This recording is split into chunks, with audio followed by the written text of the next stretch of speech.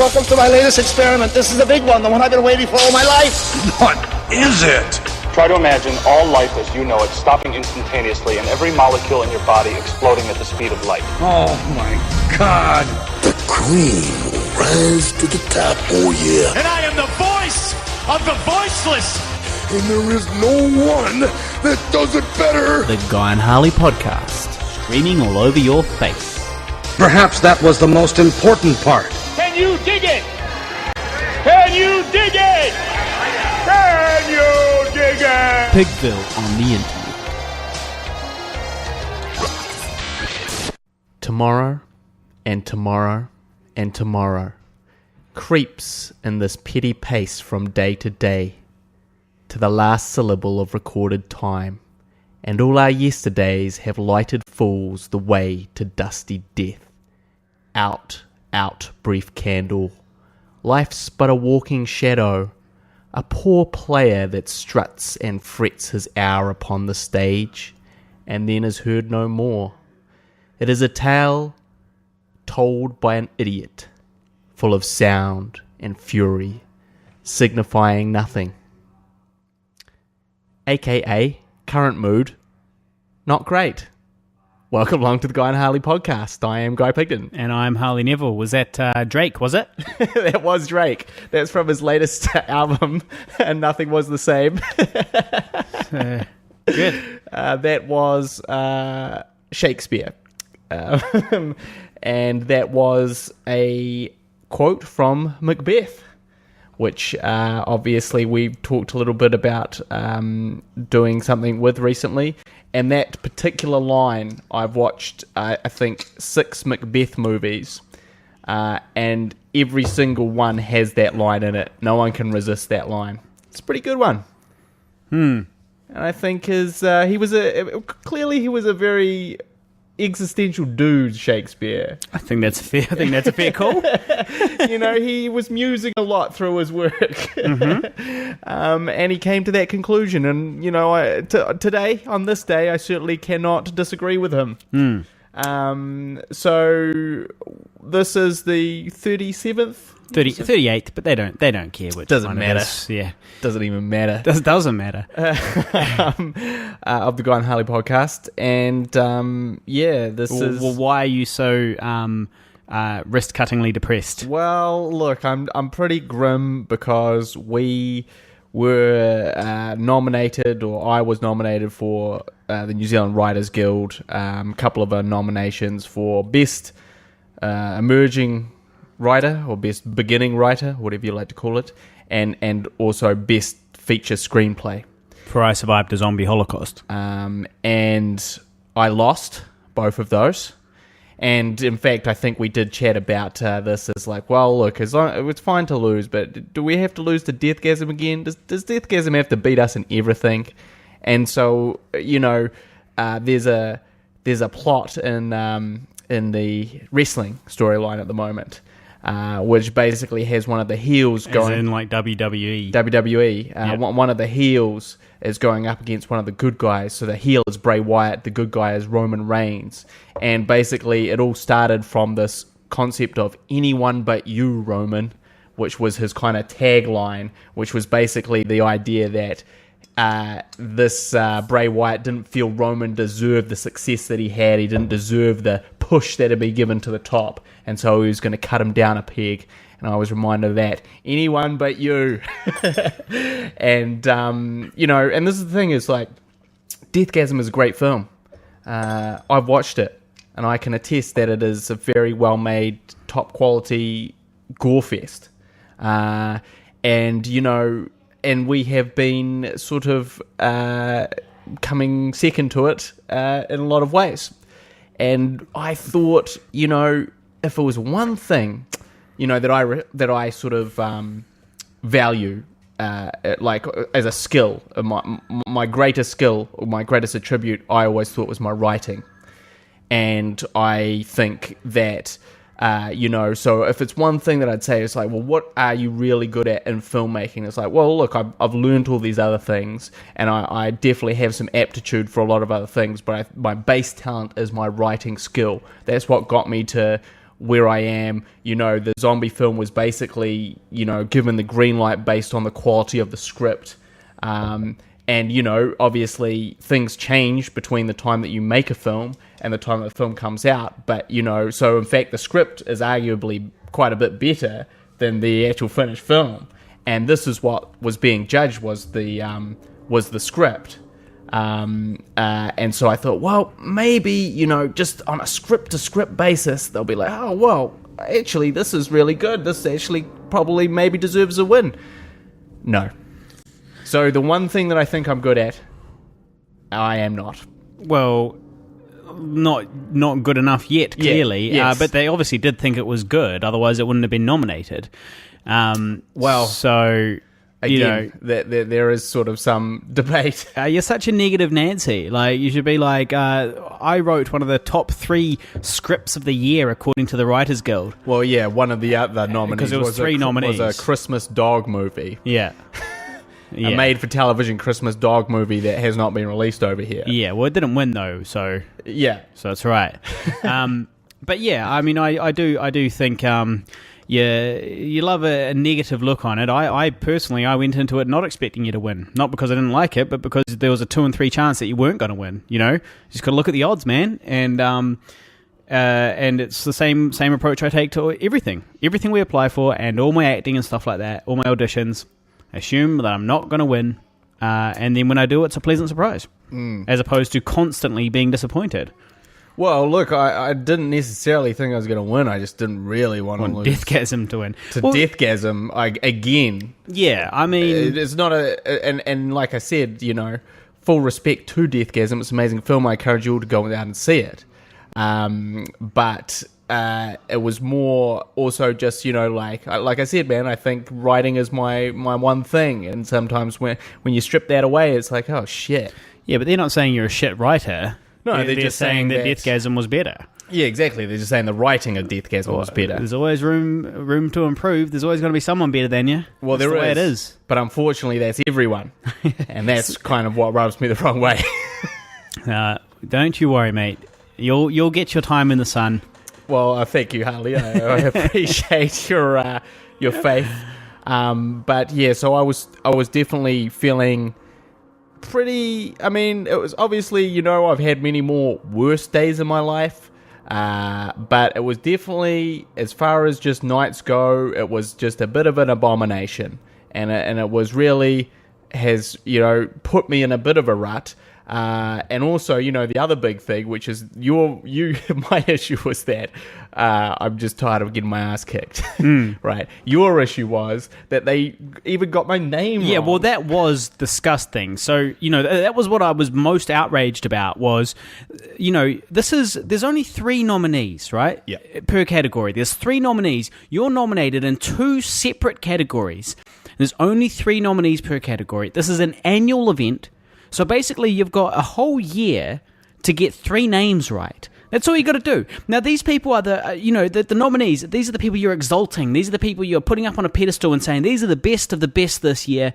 We want to acknowledge all of them, and we're going to pick one that's going to walk away with the prize. But even just being up here, this is a big deal.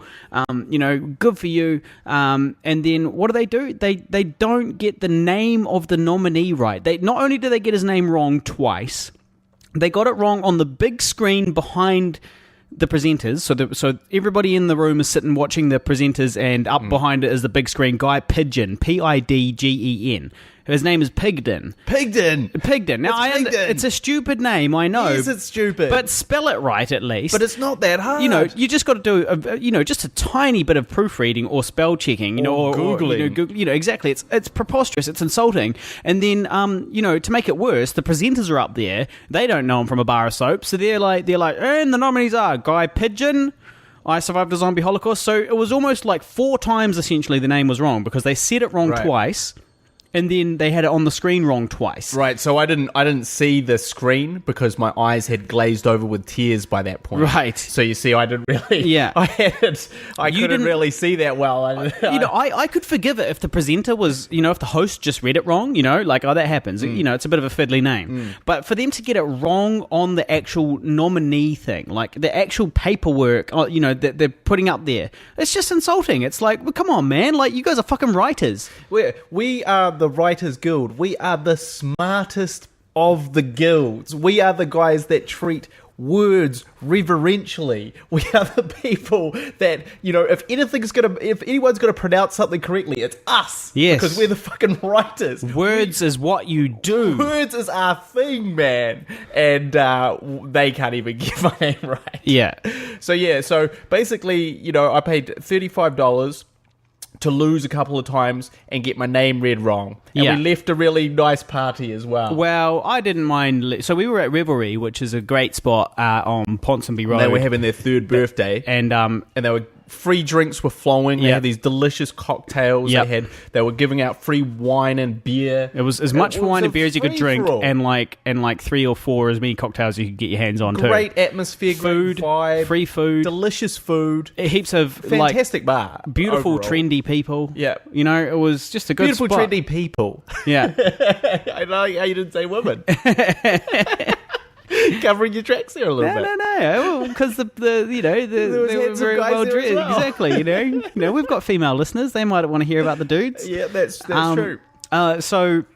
So yeah, like, it was a great party, but we had to move on to the Writers Guild party, which wasn't quite as cool in happening, but there was still some free beers and wines there, and some free food, and some good networking. So it was definitely time to move on, and also by the time we left Revelry, it was starting to turn into a busy night at a bar, which is kind of what you get, when you throw a big party in Ponsonby. But I'm not much of a late night clubs type guy, so I didn't mind leaving. Right. Well, yeah, I just had a bad feeling when we left Revelry. I had just a sinking feeling in the pit of my stomach, and I will say that it's very true that your instincts, when you get that gut feeling about something, I don't know, mine has rarely been wrong. And and it's whatever it is, it's just an inkling of something. It's just like, this is not gonna be great for you.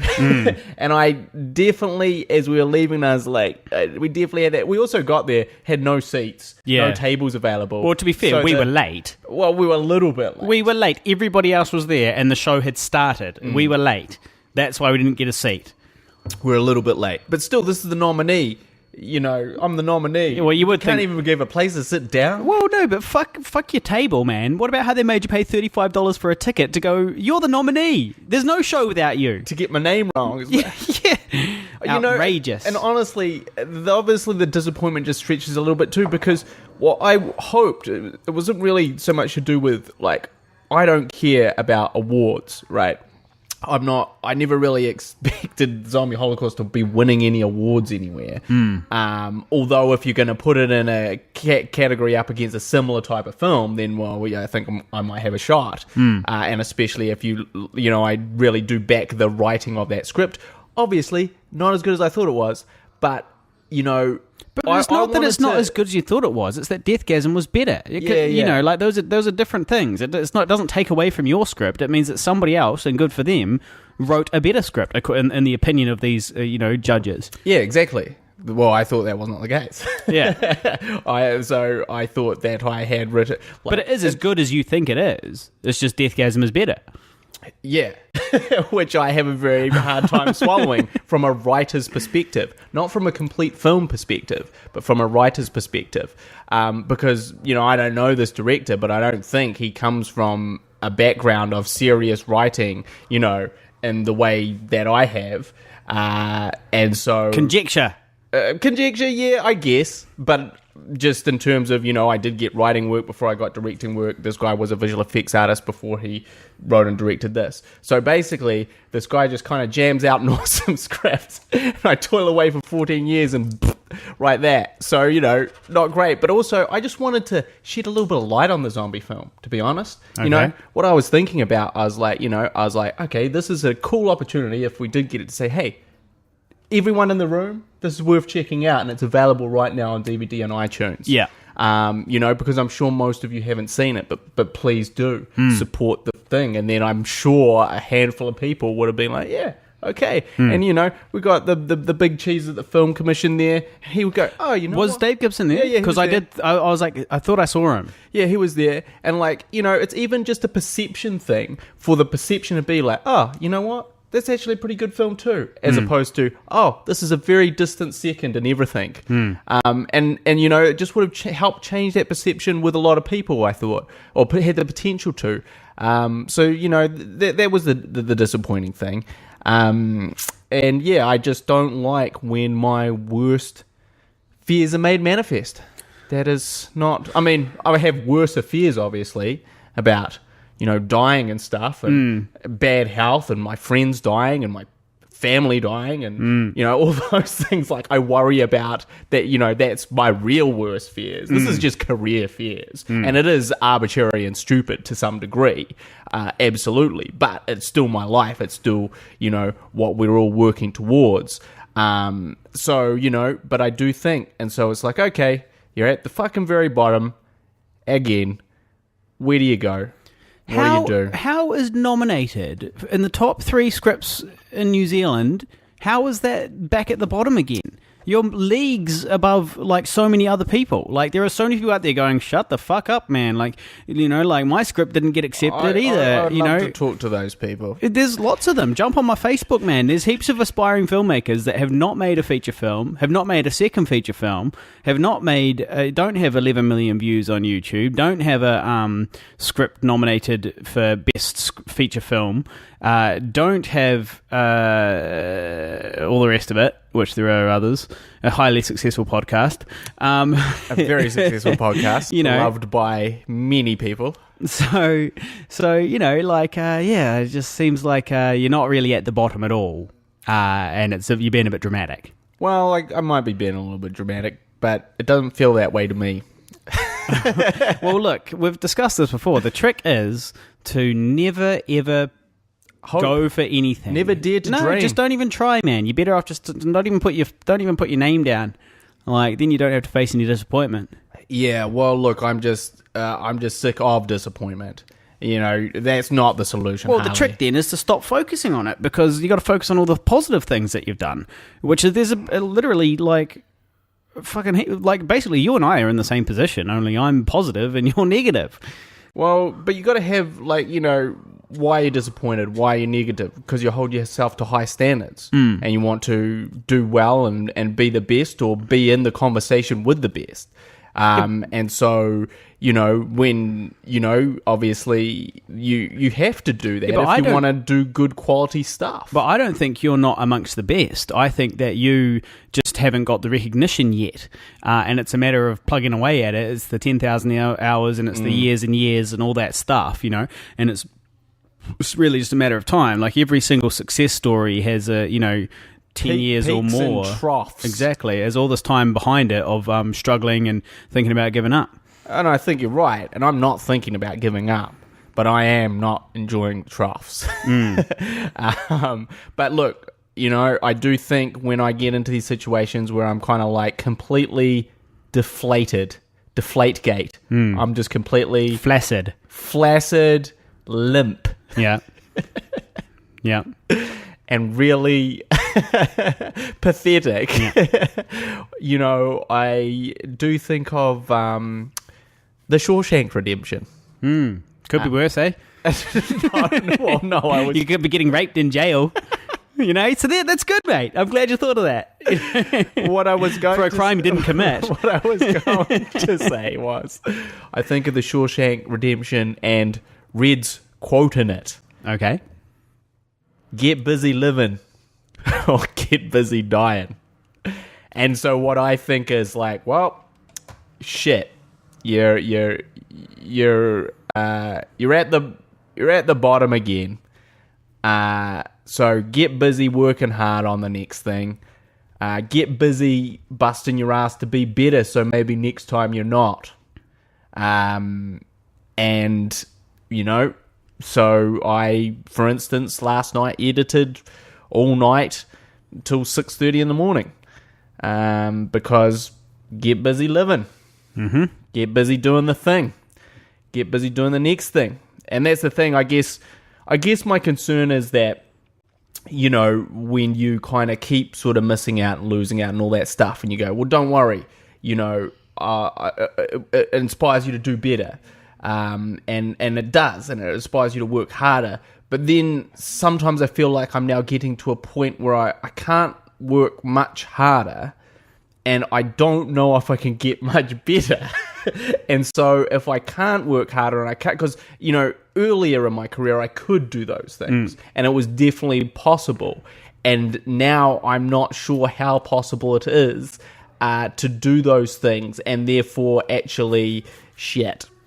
Well, the thing is that you can get better, of course. It's crazy to suggest that you've peaked now. You're learning stuff every day. Sure. And second, you can work harder, which is why we've gone semi-pro, practically. Well, let's talk about this. Okay.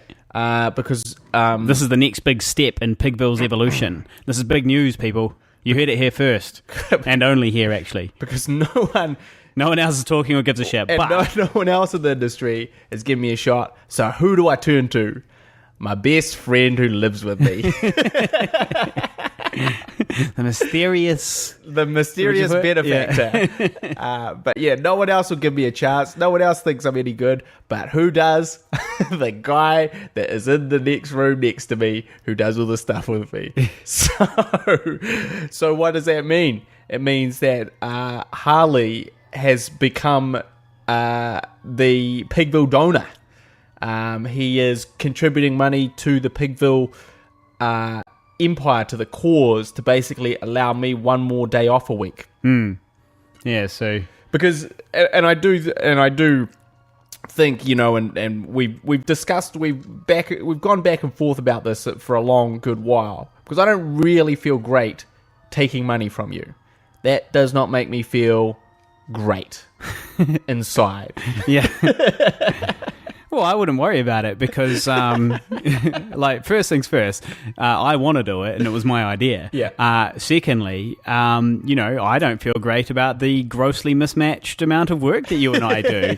You know, basically, guy sits there editing until 6:30 in the morning. Meanwhile, I'm lying in bed next to my girlfriend, sleeping soundly, and you know, and then my contribution is that I jump on Facebook and yell about all this shit, you know, and then claim half the glory, more or less, or a little bit more maybe.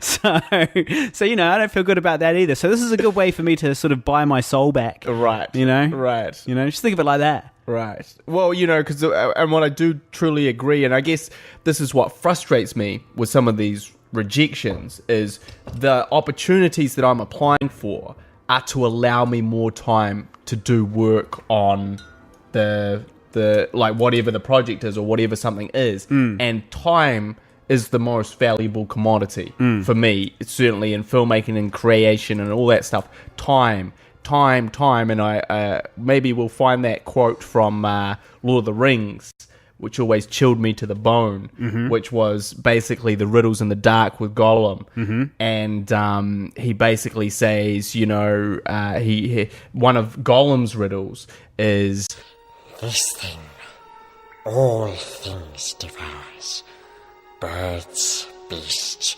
trees, flowers, gnaws iron, bites steel, grinds hard stones to meal, slays king, ruins town, and beats high mountain down.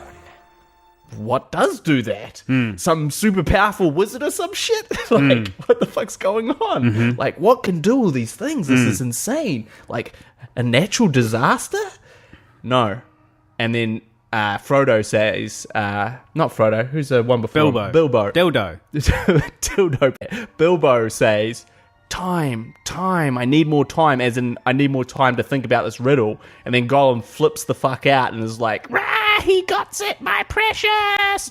Because time is the thing that does that. Time is the thing that kind of rules everything. And certainly from a filmmaking point of view, it's the thing that you always want more of, whether it's in the writing and the making and the editing. It's what you need. It's the most valuable thing to get whatever it is done. And so having more time would be amazing and will be amazing. And so I'm looking forward to, sitting in my room, jerking off and playing video games all day. On my dollar.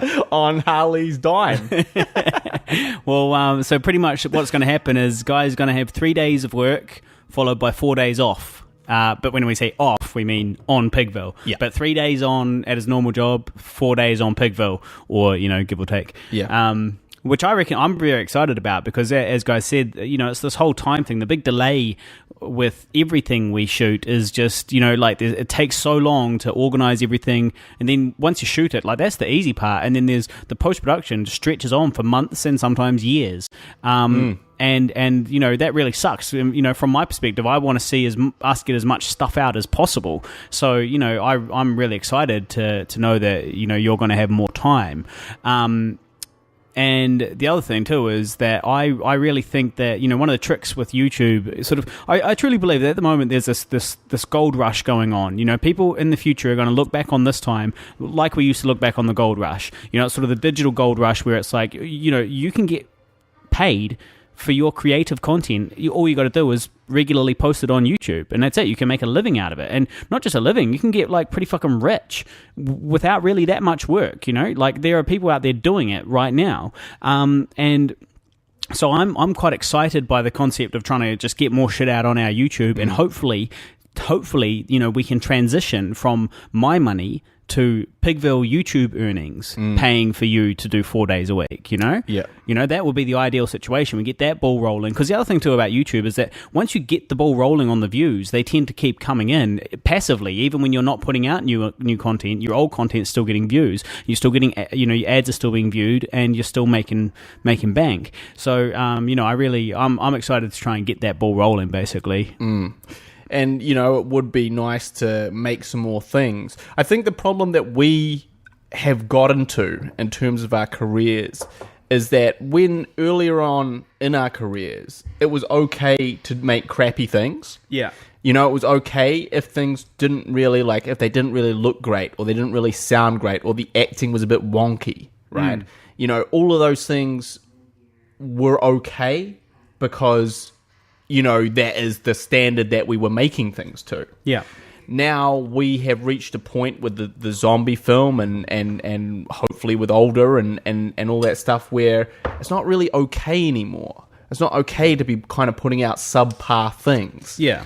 And so to make non-subpar things, obviously it takes a bit more thought, it takes a bit more commitment, and it takes more time and, also more money because you have to spend a bit on certain things that you and I can't do ourselves. Yeah. And so that kind of creates this bottleneck when before you could kind of just knock out whatever old thing you were thinking and doing, and then you'd be like, oh, well, it doesn't, It didn't turn out that great, but, but none of our stuff does. But also, no, that wasn't true. I thought lots of our stuff turned out great, but when we had a shit one, I was always like, oh, well, on to the next one, and we did have a much quicker turnaround because, we had more time for these things as well, I think. And plus we were creating a 2-minute YouTube video, which meant that, it's obviously nowhere near as much work. Plus we weren't doing a proper sound mix, we weren't doing a color grade, we weren't doing all of that stuff, which just meant the whole process was a fuckload quicker. But yeah, I think the real sort of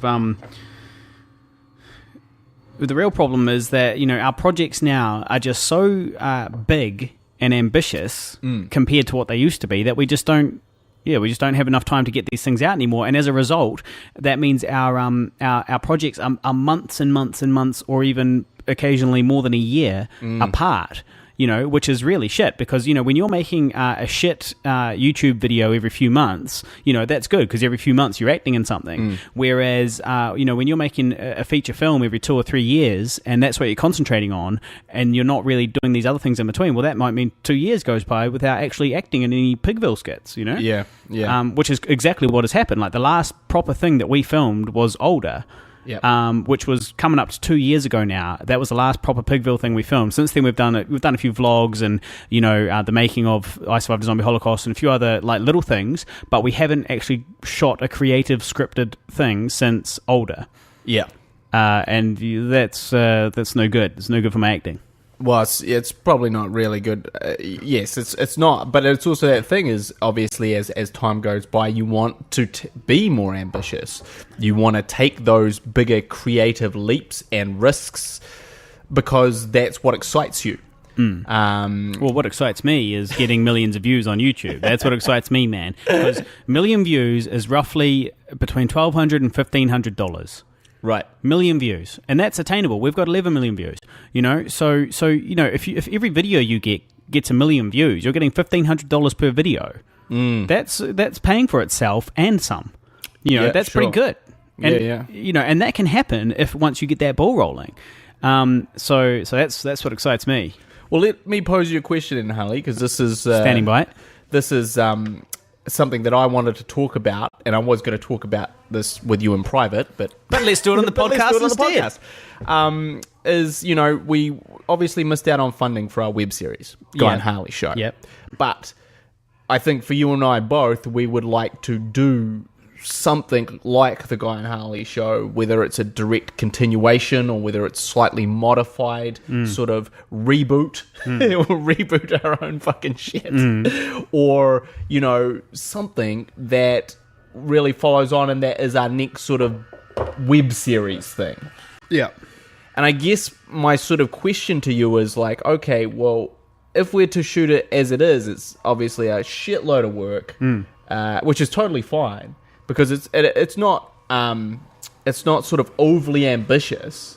Yeah, really. It's a couple of people. Well, it's a few central characters in a flat for the most part. But it's still a lot of shooting, a lot of time, and then we have to pay for it all to get graded and done. Blah, blah, blah, yeah.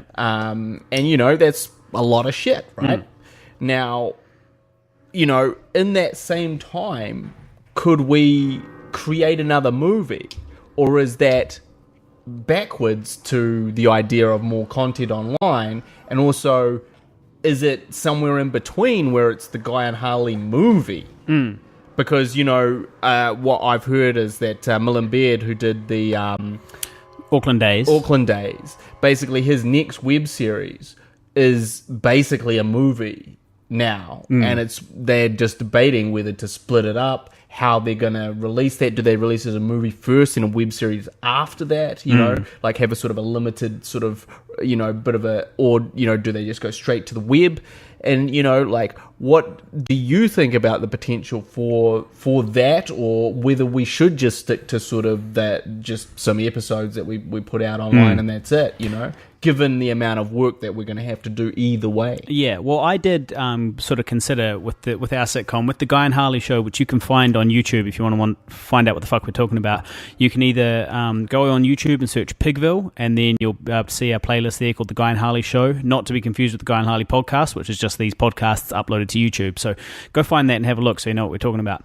I did consider, I was like, well, if you're going to shoot, say 6 half-hour episodes or whatever, you could totally turn that into a film. Yeah. But in the edit, if you thought about it beforehand and made sure you sort of wrote it in the right way, you've got that potential to do that. But personally, I really think it would be much better to keep it as a series. Yep. For the following reasons. One, we're already halfway through a feature film, which is going to be another year away, Yep. and if you turn it into a feature film, it is inevitably going to take 2 or 3 years. So there is that. And in the meantime, the YouTube channel is stagnant, which is no good. On top of that, in this day and age, as I was saying with the gold rush, I actually feel like, we could potentially make more money on YouTube with a successful web series than we could by releasing a film. You might be right. on top of that, it's just about awareness and raising followers, getting more followers, more talk online, that type of thing. That's obviously contributes a lot to that. Whereas if we kind of drop off the radar on YouTube for 2 or 3 years, while we make, for these 2 films to come out, Older and this one, the Guy and Harley movie, that's also just a bit of a lull. Plus, and then on top of that, I think that you want to show that you've got multiple strings to your bow, and at the moment we don't really have any decent online sort of web stuff. We've got old web stuff, but we don't have anything that's really big. And web series are only getting bigger and bigger and bigger. And they're a big, they're a big feather in your cap if you can show funding bodies that you've got a successful web series. Whereas 3 movies would be excellent, but I'm inclined to believe that 2 movies and a successful web series is probably better. And then on top of that, there is the concept that if you really, really wanted to, and you did kind of plan it properly, maybe you could still release it as a movie. Is that not feasible, that you could release it as a series, but you could also cut a movie out of it? If you really felt that way inclined. I think you could look at our old web series. The project could be a movie if it was all put together. Well, we put together a 45-minute version of the project, our old web series, and it was essentially kind of a short movie. I should probably actually upload that version. I've been meaning to do that. I just haven't got around to it. Do you have yet. it? Well, I think it's on my old computer, which I'm about to throw out. Right. But I'll transfer it over. Yeah. Do you not have it? I might have it, but I'm not sure. It might be floating around. It's hard to say. Yeah. Well, that's very interesting. Oh, I do love the concept of us releasing a comedy, sort of buddy comedy feature film. I do love that concept, because that's that's sort of on the to-do list, I guess, a buddy film. Definitely. Plus, I think it's something that you and I would do very well, due to the fact that all our YouTube stuff is kind of essentially this kind of buddy comedy stuff. And I think that I think we have a knack for it. Yeah, I agree, and I think but maybe that would be this pro wrestling movie that I've got in my head, and it could be this Wellington Carbon, or the Carbon Police. Carbon Police, an topical environmental comedy about carbon and enforcing the laws surrounding carbon emissions. I think we could have a lot of fun with that. And, so keep that in mind. But yes, hopefully with a little bit more time that I'll now have, there's going to be some opportunities. Well, the other thing too is that I do like the idea of, because I've been interviewed on a few podcasts lately. Podfellas was one, another one which I believe is still unnamed, and another one which is the NZ Filmmakers podcast, and all of them I actually sort of touched on the same sort of concept, which is this idea that how are you supposed to be prolific in filmmaking when it takes you so long and costs so much? Costs so much. How are you supposed to do it? And my advice has always been, or my opinion has always been, that you've got to have your next project slowly ticking over in the background while you're concentrating on your main project. So, that's not to say you get yourself all distracted and spread yourself too thin, but you just have, when you're finished your first project, you want your second project to at least be on its way, as opposed to suddenly, imagine how deflated you'd feel if Zombie Holocaust came out and you hadn't shot Older and didn't have anything else, To be honest, I would be near suicidal. I would be so grief-stricken at this stage. I would really be inconsolable if that were the case. I would really be in a terrible place. Terrible. No, I believe it. I believe you would be. I wouldn't be great though either, because I survived a Zombie Holocaust. We got the funding in November 2010, right? And we first applied for it in June 2010 or something like that. And so basically since 2010 until 2015, when this film came out, when I was having a shitty day, at least I had sort of at the very back of my mind, I had this idea, okay, well, at least I've got this great thing to look forward to in the future. One day this film is going to come out. And when I started feeling down about how long the post-production was taking and all that stuff, I was always like, well, it's okay, because one day it is going to come out and it's going to be fucking awesome when it does. And that's exactly what happened for me. I've totally loved this film coming out. But see, the thing is, I've kind of had it as this defense mechanism, this concept of, at the back of my mind, I've got something to look forward to always. There's always something to look forward to, and I've always got that to hold on to. And then So if I didn't, and now that we've shot older, I've got older to look forward to now that Zombie Holocaust is out.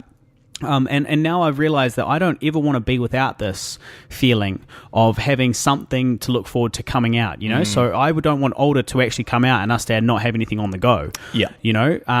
Which is why it might actually be kind of awesome to have, a Guy and Harley buddy comedy, that's already been shot while older is being edited,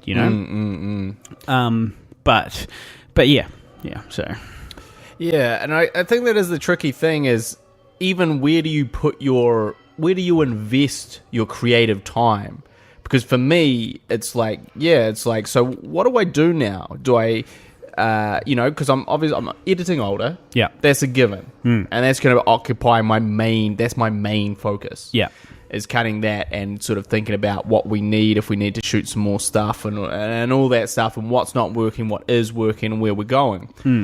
And that is, a huge thing, and honestly, that alone would be enough in terms of my time. Yeah. But then it is like, well, but what is the next thing? Are we going to do blood throne, throne of blood, blood throne? One word, one word, blood throne. Is that the next thing? Because we do have a bit of interest in that from producers, and it's certainly a very feasible film to make, and it's within the genre and all that. Or do we sort of lean towards, like a heavy focus on the Guy and Harley show as a web series, and we do all that? Or is it, some other buddy comedy of one of these other things, and what to write, what to do, where to go? It's very hard sometimes to assess what is the right course of action to take with that sort of limited amount of time. Yeah. Well, look, I'll tell you what I think. I'm listening. All right. Here's what I think. And then on your head be it. All right.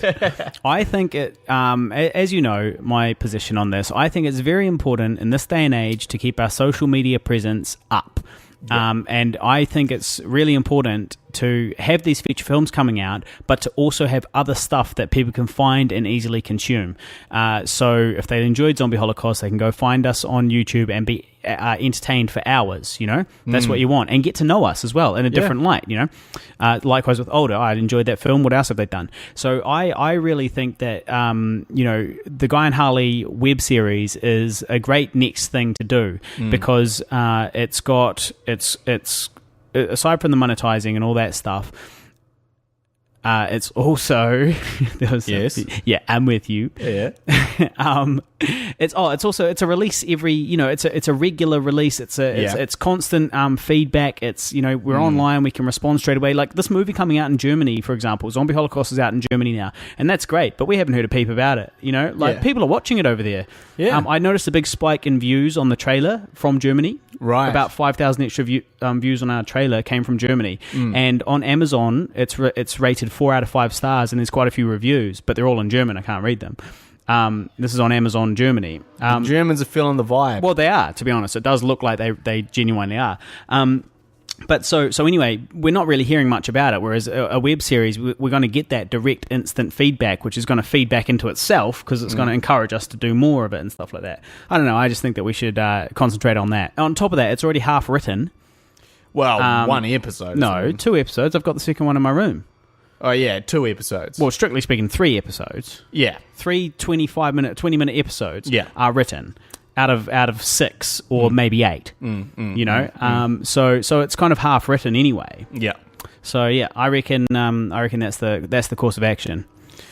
Okay. And then once it's done as well, I do think it's going to be less work than a feature film. I agree, because there's just certain things that you can sort of let slip, and just sort of things you can be okay with, and truth be told, and this is why I think we both enjoy comedy to some degree, is that there isn't a reliance on the look of it and of the sort of, it has to be to a certain standard for people to be able to enjoy it. I mean, yes, it does comedically have to be to a certain standard, but it doesn't visually have to be to a certain standard. So, if something looks a bit rough and rugged, but it's funny, that's totally fine. Yeah. And that's one of the few sort of arenas where that is okay, whereas most, in most other things, people will be like, no, well, it didn't look that great, so I didn't really enjoy it. The other thing about being designed for the web means that, the quality only can reach a certain level, like you don't have to make a DCP for it and all these types of things. You don't have to worry about the Dolby 5.1. You don't have to worry about surround sound on the web. Exactly, because people listen to it in two shitty computer speakers or their fucking phone. Yeah. So there's all these things that you don't need to worry about compared to a feature film. And then on top of that, a web series, when you're finished with it, you put it on the internet. Whereas a movie, when you're finished with it, you've got to try and sell it. That's a whole other year or 2 year process. You start hunting for the way that you're going to distribute it. Exactly, yeah. So I reckon we could actually work on older, shoot this web series and then still shoot a third film, like after not too much of a delay, hopefully. Yeah. 1 year. Yeah. 1 year max. I'm with you. I would, and I do have a couple of things. I am, because I didn't mention to you, but I also have finished that short film script. Yep. The sci-fi one. So Guy's been writing a sci-fi script, which I'll be very, very, very keen to try and film at some point. I really hope to do it sometime this year, but that may not be feasible unless we sort of make it in December sometime. Well, we've got probably not this year, but this summer, surely. Yeah, definitely this summer. Yeah. But it is quite ambitious, it's quite big, but I just think it'd be very cool. It'd be nice to shoot something like a short film where with the skills that we have now, and the equipment and crew and talent that we get to work with now, because that's the thing is, I guess one of our sort of shortcomings is that we've always been a little bit cheap and cheerful with the look of our stuff. And so, unfortunately, regardless of the quality, we've always backed sort of story and characters and humor and whatever that is. And that is the most important. But there is a section of people that just do not take you seriously unless, something looks really nice as well. Yeah. And the sort of accusation of like, well, I couldn't watch it because it was in 4:3, or I couldn't watch it because it didn't look very good. And so that's an element that we have to also consider bringing to the table, and a great avenue for that would be the short film. Yeah. So you got some topics? Yeah. So let me see here what I've got. Harking back to a previous episode, we spoke about Richard Dawkins and his tweets. Sure. And at the time, I couldn't remember any of his tweets. So, I went and found one because basically, Richard Dawkins taking a bit of flack lately. He's been a bit of a dick. For sort of being a dick on Twitter, and, people say... Which compromises the message, which is sound. Yeah. Exactly, and so here's one of his ones that provoked a big response. Okay. You ready for this? Yes. So this is a tweet. Yeah. We could almost do the Twitter section. This is almost... Twitter. So I haven't done that for a while. No, we haven't. Thank God. So here, Richard Dawkins says, date rape is bad. Stranger rape at knife point is worse. If you think that's an endorsement of date rape, go away and learn how to think.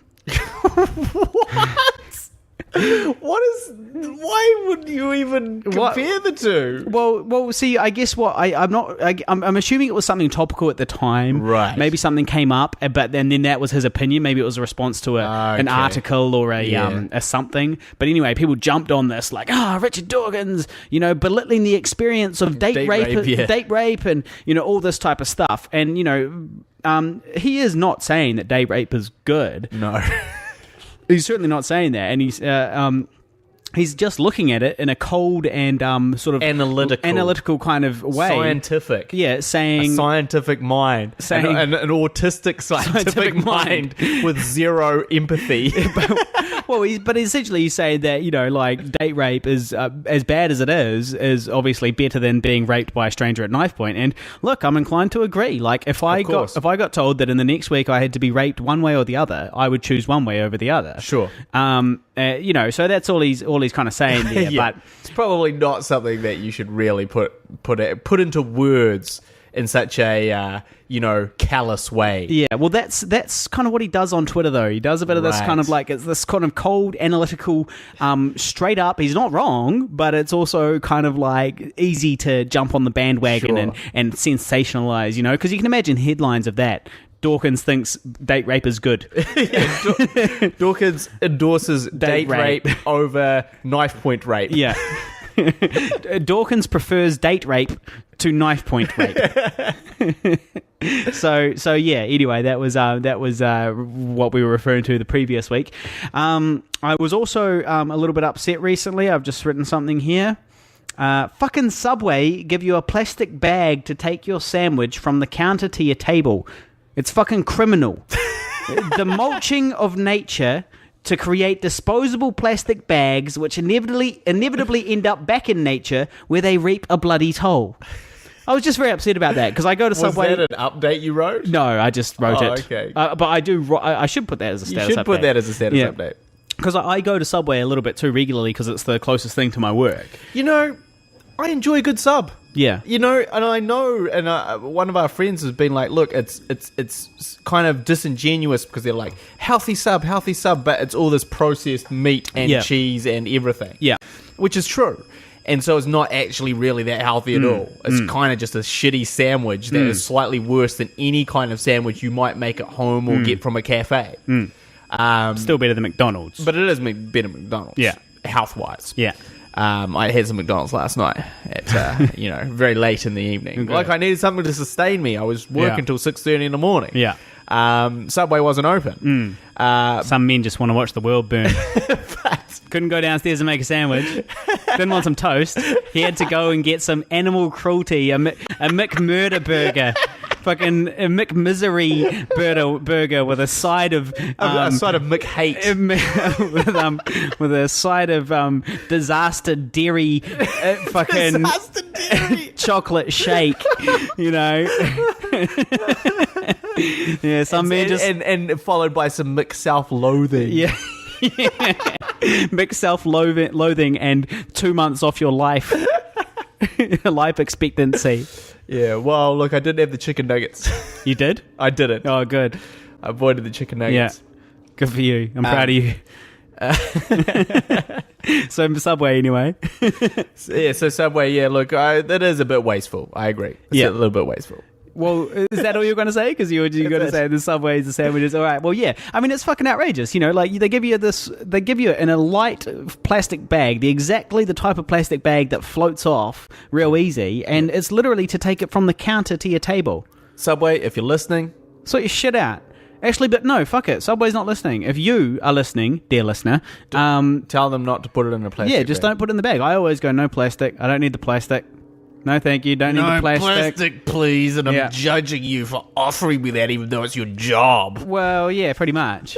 You know, like have a spine, man. Like sometimes I work at a bar. Sometimes I work at the Power Station, which is a live music venue here in Auckland, and I never ever give people straws. Never do it. Like, you know, like some people just chuck a straw in every single double they serve, whereas I never do. And if they ask for it, I glare at them and give them one, you know? Yeah. You spit in their face and then hand it over. Well, because that straw is going to be around longer than they are. It's outrageous. Think about it, guys. Think about it, man. We've only got so much room on this planet for plastic. Well, what's your take on the old Bloodhound Gang lyrics? Surely you're not a big fan of those. What do they go? I'm not going to be around when the world ends, so the only thing I'll recycle is your girlfriend. No, that's genius. No complaint there. That's fucking genius. Hats off. Jimmy Pop Ali, hats off to you, sir. That's a talented lyricist right there, Jimmy Pop Ali. He's underrated. He's definitely an underrated lyricist. He says a lot of very clever stuff in his songs, but I think because it's the same Pigville problem, really. It's the Pigville curse. It's the Pigville problem, which is that you can say some real clever stuff, but if you do it, you do it in context in the guise of a dick joke, or you do it in the guise of a movie about a turd that comes to life, so you're not clever anymore. You can watch that on YouTube if you look up Revenge of the Turd. That's right. We did a movie about a killer poo that lives in the backyard, and there's a lot of hidden depth to that. All right, so we have got here. Well, actually, I have one other random little topic, which is that I still don't really understand what the cloud is or where the internet is. Like, where are they keeping that? Servers. Is it on a big computer somewhere? Yeah, basically. So can it be switched off? Can we switch off the internet if we want? Well, it's a series of servers, so I think it's like a series of computers all over the place. So there's a whole bunch of computers, but where are these computers? Like, is my computer the internet? No, your computer is connected to the a internet. server. Yeah. So I think, for instance, we monitor one of these places at work. Yeah. The alarm monitoring company. But yeah, basically, so if that goes down, Yeah. your shit goes down. But like if I was a terrorist and I wanted to fuck up the world or New Zealand, I would target these buildings that have the internet computers in them. Yeah. Interesting. Yeah. Interesting. Think about that, ISIS. Just a suggestion. you could take down the internet. You could. I think it would be... Well, it wouldn't be that... I mean, look, if you take out power as well... But I get... Some of them have generators, obviously. The generators will only last for so long, though. Right. Okay, well, I was just wondering about that. Don't really understand where the internet is. All right, so we've got a listener topic. Oh, do we? We do. So this is from Paul Sisson. Now, he says... You ready for this? Mm-hmm. The left-hand side of the boat is called the port side. Yep. The right-hand side of the boat is called starboard. Yep. The windows on the left side of the boat are called portholes. Fair enough. Yeah. Things become a bit unglued when they also call the windows... Oh, wait, hang on. Things come a bit unglued when they also call the windows on the right side portholes. Shouldn't they be called starboard holes? Or star holes? In fact... I'm sick of these fucking star holes. Fucking busting my balls all the time. Making me lose awards and shit. Star holes. In fact, why are they even called holes? They're windows. And why are they round? Do you know how hard it is to get little round curtains from the shop? Please answer this. My OCD medication is running low. Well, Paul, I think they're round to do with the structural integrity of the boats, right? That makes sense because I happen to know that. Have you ever wondered why manholes on the road are round? I haven't, but please enlighten me. But please go on. Well, it's because if you pick up the manhole, right, the cover, you can't drop it down the hole because it's round. So it's the same dimensions on all angles. So it can't go. It can't be picked up and dropped in. It can't fall in there. Yeah. Whereas a square one, you could pick it up, turn it sideways, and drop it down. Sure. So a round one is round. A round porthole is a round manhole is round because it can't fit in there. Geometry. So my guess is that portholes are actually something similar to that. Some sort of structural integrity situation, and I don't know. They can't be popped out or something like that. I don't know. Something like that. This is what I reckon. As for the naming, well, that's a fair enough question. Why aren't they called starboard holes? I think the issue is this. You call something one thing, and it defines that thing, regardless of which side it is. Because if you add in another word to it, it confuses the issue. Well, why don't they just call both sides of the... Oh, no, yeah, you couldn't call both sides of the boat port because then you can't tell... Exactly. Hard to port. Which port? But look out a porthole, you go, he's looking out a window. So it's just for the sake of brevity. Right. Whereas, obviously, technically speaking, correct, it should be star holes. Yeah. So there you go, Paul. Thanks for that topic. Thank you for that question, Paul. I appreciate that. Thank you. So since our last podcast, I had another audition. Oh, good for you. And how was it? I hope it was fucking good because it's useless now, isn't it? Fuck's sake, man, you're amateur. It was for it's a big part for a Chicago gangster. So I needed to be a 1950s era, first generation Italian American Chicago gangster. Very, very famous. So this is quite a stretch from a first generation New Zealand European with blue eyes. Well, let's say also, who are the people that have played this role before? Well, I can't remember his name. Joe Pesci. Yeah, he did a bit. And there was one other... True, John Turturro. Sneaky, sir. Or Joe Turturro. Joe, I think. Joe, I'm not sure. Or John Turturro, which is the guy... From Sneaky, sir. Which, if you don't recognise that reference, is from Mr. Fucking Deeds, one of his least appreciated, most terrible films. Yeah. Well, he's also in a film called Sugar... John Turturro, I think. Sugar something. Sugar Time. And he's also, he's in a million movies. He's directed his own film, and he is also in all the Transformers films. Right. Plays like a wacky, sort of agent guy. Right, yeah, I think I remember that. But yeah, so anyway, he's played it. Joe Pesci's played it, and now Harley Neville might play it. Yeah, so that was pretty exciting. Now, just to put this in perspective for you, I also had an audition. Oh, good for you. And how was it? I hope it was fucking good because it's useless now, isn't it? Fuck's sake, man, you're amateur. This is the second time that he doesn't give a fuck. For fuck's sake. And let's not have you fucking walking in. You're unbelievable, man. You're unfucking believable. Okay? And my audition was maybe not quite as cool. But, this is just to show the sort of level we're on. So Harley, he's playing this famous gangster where he's got to do a Chicago accent. Can you say a line from the... hang on, let me give you one. Okay. You really put me on the spot here. You do your bit, and I'll do the line. Well, anyway, he's got to have an accent. He's got to sound like he's from New York. It's from Chicago. Chicago. It's hey. I'm walking here. That's definitely New York.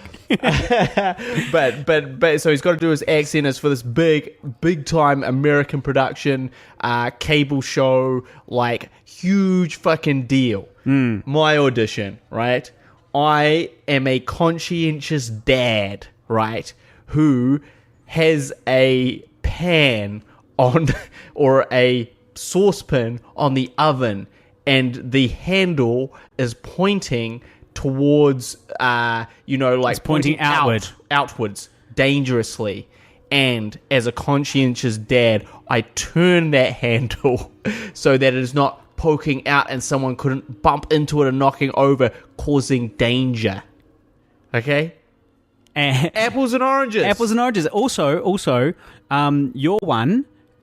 your face is not going to be in it. Quite possibly. They said, look, we'll give you this much money if your face is in it, and we'll give you this much money if your face isn't in it, so and it's just your hand. How do you audition for a role? Hand acting. You did a hand audition. Well, not only did I do a hand, they asked me to hold up my hands. Yeah. And I thought I had a good shot because my hands are beautiful, silky smooth. Yeah. All that typing. Haven't done a hard day's work of their life. Or that regular lubrication. They look. I have the hands. Like, I don't have anything else, but I definitely have the hands of a 18-year-old. My hands are incredibly youthful. He masturbates as much as an 18-year-old? Coincidence? I don't think so. I'm just saying there might be some correlations here. Level of masturbation and hand beauty. It makes sense with all the lotion, right? Yeah, so, I basically had to move a saucepan, and that was my acting, and then but I was a dad and I was kind of busy and I had to move this saucepan. That was the whole thing. The way I prepared for that role was you cooked breakfast. Is that I trimmed my beard to a point where I thought it was acceptable that I wasn't a homeless man. Yeah. That was what I did. I spent 30 minutes trimming my beard, trying to get it to a point where it didn't look like I just stumbled out of, the gutter huffing some glue. 30 minutes? Jesus. It does take that long. You got to trim different bits to different ratios, it's and also, because I'm growing the beard for a photo shoot that we're using, so I didn't want to just lose the beard, which is I'm sure what they wanted. And I sacrificed this audition for the greater good. Yeah, well, I had to shave I had a big booty beard for the same photo shoot. And you didn't sacrifice for the greater good. I had to take it off. This was a big opportunity. Yours audition was a lot better than mine, if we're being realistic. Right? It was a lot more important, had a lot more meaning, and it was for a lot cooler thing. All right. So I had to learn a Chicago accent in 2 days, or less than 2 days. And I helped him with it. I'll give myself credit. Yeah, Guy did help me. This is what I came up with in less than 48 hours. All right. He's bringing in $1 million a year. And thanks to his big mouth, I know the racket inside and out. How to deal with the bookies, how to work the odds, and how the outfit can get in on it. Something like that. That's good. Yeah, it could be worse. I bought it. You bought it. I definitely bought it. It's important to remember that when you're going for a role where you need an accent, usually I think it's quite important to just kind of show them that you have the potential to be able to do it. And you can learn it, with some voice coaching and stuff like that. Yeah. So, and I actually spoke to a guy who has already been asked to potentially be a voice coach on this particular project, and he how to work the odds, how to do the accents. Yes, exactly. And so he, he pointed out that if they're already looking, that they haven't even started shooting, and if they're already looking for an accent coach to be on set sort of thing, then clearly, they're expecting some trouble with the accent because they're filming in New Zealand. So they just want to see from me that I have the potential to do it and can learn. Well, look, I'm very proud of you. I think you did a good job. I think you did a good job with that fucking Welsh accent or whatever it was. It was Yorkshire. How about we have our next meeting on the boat? How about you suck my cock? How about you suck my big fat dick? How about no? So basically, and this is, I think it's important to point out too, is like, there was a point in time where I was getting all these cool auditions. Harley was getting jack shit. Yeah, and I was like, oh, good for you. You were like, how are you getting these auditions and I'm not getting anything? Yeah. And I was like, well, look, man, it's just the look.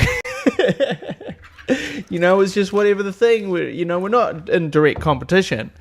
And, you go for the bald, Harley, you go for the bald, ugly old guy roles. And I go for the handsome leading man roles. We're not in direct competition. And, to be honest, that's completely switched. And so now Harley's getting all these really cool, really interesting roles, and I'm getting these shitty drips and drabs of a guy turning a fucking pot on its axis. And failing at that. Because I can tell you right now that they had a callback for a guy turning a pot on its axis. Yeah. That callback has been and gone. And you didn't get the callback. I did not turn the pot on its axis correctly. Yeah. I failed at my it was the axis, pot axis turning. The axis of evil. Yeah, the axis the pot axis of evil. Yeah. So, but actually, I'm not mad. I'm not jealous. I'm very proud. I'm like a proud dad sending his kid off to school. And I'm saying, you go get him, son. Yeah. You go get him. A guy was quite strange today. I actually put him on suicide watch because I was sitting at my computer minding my business, and he came home from work, and he creepily patted me on the back, and he said, "You're a good friend, Harley." I did say that. And then he walked away creepily. It's important to, hey, look, man, if you're going to die, it's important to let people that you care about know how you feel. So he's on suicide. Well, I've taken all the sharp things. I've taken all the sharp things out of his room. I'm not saying I'm going to die today. He's a little down on this. He's a little down on this. Down on this Writers Guild Awards situation. They got his name wrong. Just lost everything. Have nothing. But no, so like when I see you audition for these ads, I just get excited, and I'm like, that's good, because, in the same way, I guess, that you said, well, look, I think you're talented, and I think that just people haven't seen your talent yet, or people haven't recognized that, but if you stay the course, they will. It's the same for me, as like, I've been like, Harley is a really good actor, and he does some great work, and, a lot of times that I work with him while we're acting, I'm like, fuck, I could never do that. But I enjoy playing off him, and I enjoy the fun of that. And but he has an innate talent for it in the way that I thought I had an innate talent for writing. and so I want people to see that, and I want him to get those opportunities. And, he has, booked a couple of big ads, which is awesome. And also just the very fact that, he's been given the opportunity to do these really tough auditions where he has to master an accent in a couple of days 2 times, and he's done it, and he's achieved that, and he's done good auditions, and he's done good accents because he's talented at what he does. And so I just want people to recognize that. Thanks, buddy. Thank you. No probs. The name of this episode will be called the hand job episode. It'll be circle jerk. The circle episode. jerk. Circle jerks all round. That's what we'll call it. Yeah. But yeah. So lately, I really feel like I am pretty happy because I feel like maybe my agent has started paying a bit more attention to me. And this is like Dragon Ball Z. I've gone up a power level. You've reached a new power level. Yeah. You know, you were just like a regular Saiyan, and now you've just Super Saiyan status. Yeah, you're the first Super Saiyan in over 100 years. Or is it 1,000? I don't know. I think it might be 1,000. Might be 1,000 years. The first Super Saiyan in 1,000 years. Kakarot, I can't believe you got there before me. Yeah, that's not bad. Yeah, that's my Vegeta. It's not a bad Vegeta. Vegeta's one of the only things I can do, is like in terms and of Samwise Gamgee. Yes, I've got Samwise Gamgee and Vegeta. Yeah, impossible. But yeah, that's all I have. So, you know, if anybody ever goes, look, can you do Vegeta from in the air? They go, can you do sort of a Vegeta thing? From Dragon Ball Z? We're doing a Vegeta knockoff. I'll be like, yes, I'm the man for the job. Otherwise, I can't help you. Any other accent, I can't help you unless it's Mr. Frodo. Oh, Mr. Frodo. Yeah, well, look, I reckon that might be us drawing to a close on this podcast. Well, maybe we should just mention one more topic. Okay, because we should give a shout out because I was gonna end on a short poem. Well, you can still end on that. All right, but we'll just say one more thing. Okay, Taika Waititi's Waititi, big deal. It's just been revealed that he's in negotiations to do Thor 3. Yeah. Now it's not 100%. He is the first non-white director to be employed by Marvel if he gets the job. Is that true? Well, that's what I read. Yeah, well, it might be true. And, you know, he seems like a good candidate. He's a good director. So he's a good candidate. He's funny. And he seems like completely like a reasonable person to do that job. But everyone is, you know, it's all like, oh my God, Taika is, you know, like he's reached another level. And actually, I disagree with that. I think that Boy being the highest grossing New Zealand comedy of all time, that's a pretty big deal. Being nominated for an Oscar for Two Girls, One Cup. Kind of special. You know, that's kind of a special thing. Two boys, one night. Yeah. I think it's 2 cars, 1 night. Two boys, one cup. 2 boys, 1 car. That's the sequel to 2 Girls, 1 Cup. Right, yeah. Whatever it is. He was nominated for an Oscar for that. That's pretty not next, bad. That's pretty next level. So I kind of disagree with this idea that, like, oh, he's reached a new level because he's going to direct a Marvel movie. Because to be honest, no one's going to, in 10 years' time, no one's going to give a flying fuck about Thor 3. But people will still be watching Boy, and Boy 3 will still be like number 3 on the highest grossing New Zealand films of all time, and kind of be beloved. So, you know, I think it's a little bit disrespectful to him to say, oh, well, just because he's doing a Hollywood film, he's somehow attained some other status. I guess it's just that thing where he now has, you know, he's had acclaim here, but now if he gets that job, that's really international acclaim. That's Hollywood acclaim, which is what we all aspire to. But as you told me, you know, you also think it's a very big deal that, you know, a big deal even before this Thor sort of idea was that he wrote Moana or whatever it is, which is a Disney film, big budget Disney, story, which is coming out. And that's arguably as big. Disney is... That's pretty fucking huge. Well, I mean, let's put it this way. Disney owns Marvel. Yeah.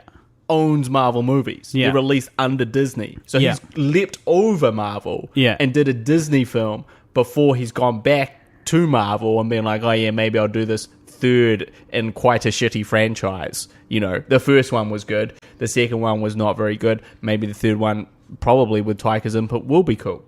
But, you know, but he did this Disney film. The Disney film, I think, is coming out early next year. So, yeah, he's just doing a lot of successful things like a successful guy does. So, Taika, I take my hat off to thee, sir. Yeah, well, I mean, I know that Taika's a regular listener, so I will just say, Taika, I'm really proud of you too, and I think that it's really great that you're going over there. It's only opening doors for the likes of us, you know. Like it can't hurt to have other Kiwis working as and having successful careers in Hollywood, that's only going to open doors for the rest of us. So between him and Flight of the Conchords, we're really sort of and Peter Jackson, obviously, starting to get sort of some legit respect over in the States. And it can't hurt if people have heard of Taika Waititi, they might see I Survived a Zombie Holocaust and see it's from New Zealand and say, hey, I might have a look at that actually, because I've actually heard of somebody from New Zealand. Well, look, I mean, there was a review that we had recently that said basically that New Zealand has cornered the market on horror comedies. Yep. We're producing the best shit. Yeah, thanks to Black Sheep, Deathgasm, Brain Dead, Housebound, What We Do in the Shadows, and I Survived a Zombie Holocaust. Yep. We're in the conversation. At least that guy put us in the conversation. Yeah, I shared that. That's actually scheduled to go out, so that'll be online very soon. Oh, I retweeted that, I think, already. All right. It's already out. Well, maybe I double posted it. Yeah. Maybe I double fisted it. Yeah. But yeah, so good for you, Taika. I am happy. Good for you. Yeah. So I reckon we're wrapping it up, are we? Yeah. All right, cool. So we're going to finish on a poem that I haven't done for quite a while, but I thought it was fitting with the whole subway plastic thing. So it's my plastic poem. Okay. It's only short. Lay it on me. You'll survive. I'll survive a plastic holocaust. So it goes approximately something like this. Every piece of plastic you have ever touched still exists. Every bottle of Coke, every dispenser of soap, every spray and wipe, every Sprite, every beer at a rugby game, any beauty product you care to name, they all still exist. Then there's the dishwashing liquid, those little bottles of liquor, your baby sipper from when you needed a babysitter, the ball you kicked when you were a kid, the disposable nappies that caught your... They all still exist. You can send them up in smoke, but they never break down. Their core components will remain forever abound. It's plastic, not magic. So it doesn't disappear. It's literally floating in the ocean or in the atmosphere. So next time you're at the beach and you see a bottle bobbing by, know that bottle is a message traversing the ocean of time. Whoa. Yeah. That poem is called Message in a Bottle, and you can actually watch an animated video of it on YouTube by searching Pigville on YouTube. Well, you know what's interesting about that is that you censored yourself there. I did. I did a little thing there. You said to the audience, imagine what I'm going to say. And I ain't going to say it. Yeah. I'm just going to move on to the next line. It's like whoa. It's like when Eminem says, I drink enough liquor to fuck you up quicker than you want to fuck me up for saying the word. Being the N-word, which he didn't say, he just said imagine it. Yeah. And that's what Harley did. So Harley is like Eminem. Yeah. Harley is equivalent of Eminem.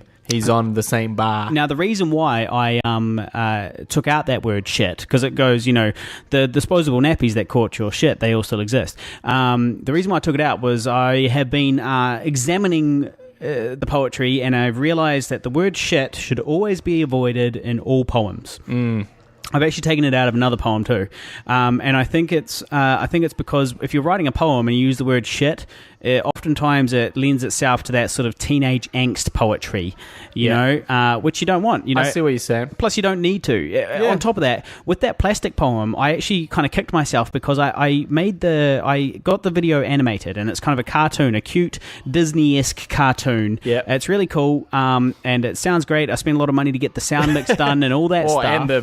And the poem, the visuals. Yeah, to get the animation done. The CG. Exactly. So I spent a lot of money to do all of that. And then once I released it online, it was, people liked it. But I got messages from a few different sort of people that I'd never met that were like, hey, I really like your poem and I really wanted to play it at my school. I wanted to play it in class for the kids because it's about plastic and it's animated, but I can't because it says the word shit. You know, and it just didn't even occur to me at the time that this might be a suitable poem for kids. You know, I was just like, oh yeah, I'll just do my angsty bad boy poem about like plastic. You know, Just gonna do my angsty shit about me, man. This is a representation of me, man. I don't censor myself. basically, I was like, oh, I can say shit, that's fine. But you know, and actually, what it did was it cost me a whole bunch of views. If I had not had that word shit in there, then it could have been shared on a whole bunch of sort of, you know, kids style pages about the environment and these types of things, you know, educating people essentially. So the moral of the story is sometimes censorship is okay. Well, yeah. In this particular case, it definitely would have been better. Sometimes the discretion is the better part of valor. Exactly. So, that is the end of the Guy and Harley podcast. So, if you enjoyed it, please, guys, jump on iTunes and give us a good rating, 5 or 10 stars, whatever the maximum is. And in the meantime, make sure you go and watch I Survived a Zombie Holocaust, which is also on iTunes, and give that a good rating. You can hire that for like $7 or something like that for 48 hours. So, please go and do that. Check it out. See what we're all about. Yeah, and also, you know, we had a sponsor last week, Dr. Feelgood, ice blocks. Yep, the delicious ice blocks. Very delicious. Now, if you want to sponsor us, you know, feel free to, because we have a voracious listenership. We have an avid listenership. Yep. Who would love to know about your thing. And this is the thing, we accept just cool things. You don't have to pay us anything. Yeah. Although I will say that Harley's credit card got declined for our Libsyn account, which is what we have. Like, so basically, Libsyn hosts our podcast, and we have to pay a monthly fee to it for it to be hosted there. Yeah. And Harley is the one that is paying that, because I'm paying for the Vimeo account for our Vimeo video files. Yeah. And basically, we got declined last month. Yeah. For some reason, I don't know what happened there.